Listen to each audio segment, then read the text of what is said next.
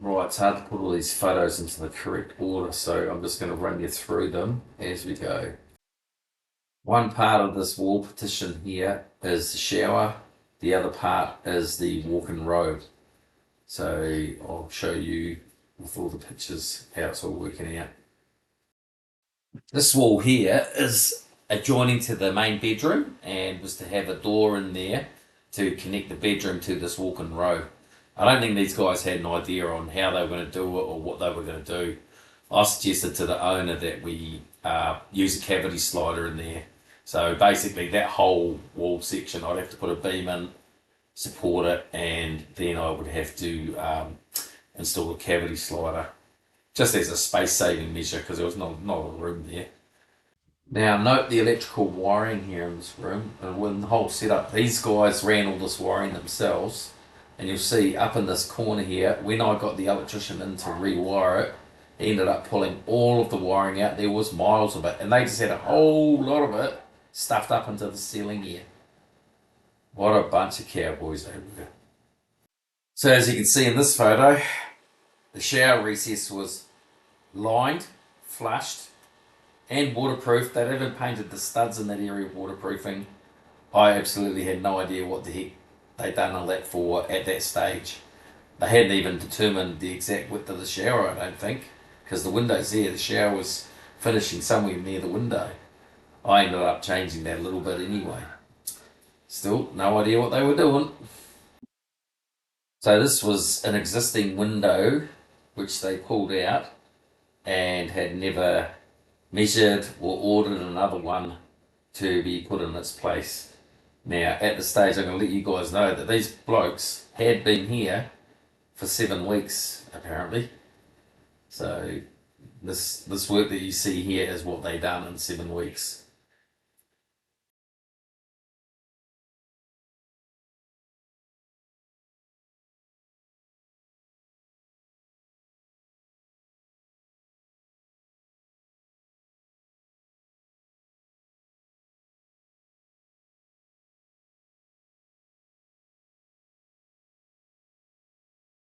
The sheet lifter in a few photos, they left it behind. There was a few tools, a few items that they left behind, but as I told the owner, really, they bought this for this job, so it belongs to you, not them.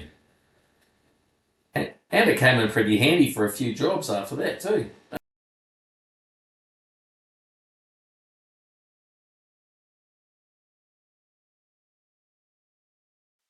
Another tool they left behind was a collated screw gun. As you can see, they put some gyprock on in a couple of areas when it wasn't even ready to be gyprocked.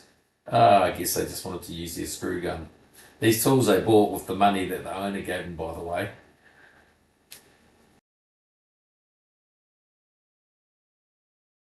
Note in these pictures the Jarrah floorboards.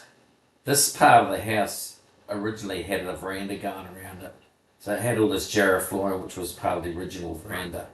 Now these guys had even done all the petition work and all this stuff, and they hadn't even considered the very first factor, which was getting the floor levels correct for a bathroom which was going to be tiled. So that was another thing I had to rectify. No problems, only solutions. This doorway is the access for me doing the work, for them doing the work.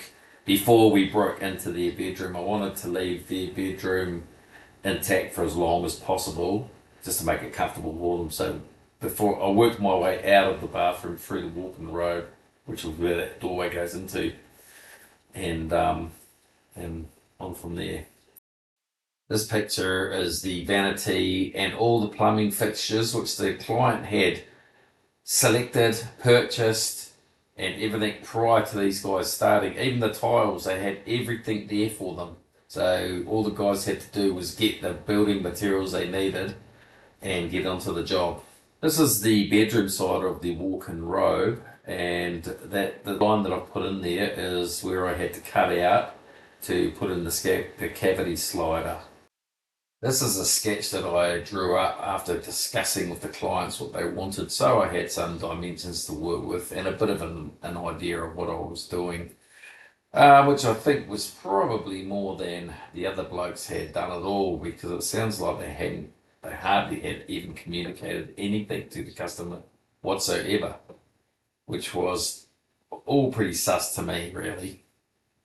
This is basically materials that they purchased. They got a bunch of jib rock, flushing gear. That seemed to be the crux of most of the stuff they got. They got a little bit of timber framing, but they didn't have doors and there's a lot of stuff missing. Flooring stuff, all of that was missing.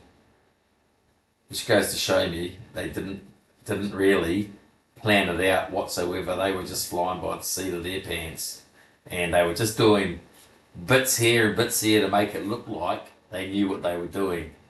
But when you looked at it closely, and I think the client had eventually sussed it out, they had no idea what they were doing. So this is the original video that my friend sent me. Just a video run through that he done, explained to me what needed to happen and all of that sort of thing.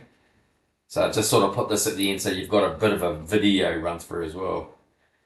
Anyway, geez, it was hard doing this edit. It's the first time I've ever done a voiceover to photos, so I'm just enjoying a cold beer now. I probably should have had one at the start. So I hope you enjoy my trip, my journey back to Perth, and you'll be seeing quite a few different things in this playlist, whether it be work related, travel related, anything like that. I'm just going to keep all that stuff in this playlist for you guys to see. So maybe you guys want to be hitting that like button, hitting that subscribe button, and enjoying the content. I'll try and make it real for you. Okay, that's it for now. This is the Squirrel Guru signing off. I just thought I'd drop a quick note in here at the end. I don't make any money whatsoever doing these videos and stuff, so if you guys hit the like button and subscribe and do all that sort of stuff, it probably help me a long way to be able to make money from doing them. At the moment, I'm doing it for fun, which is fine. There's no dramas. But why not try and get a couple of bucks out of it? I don't know. See how you go.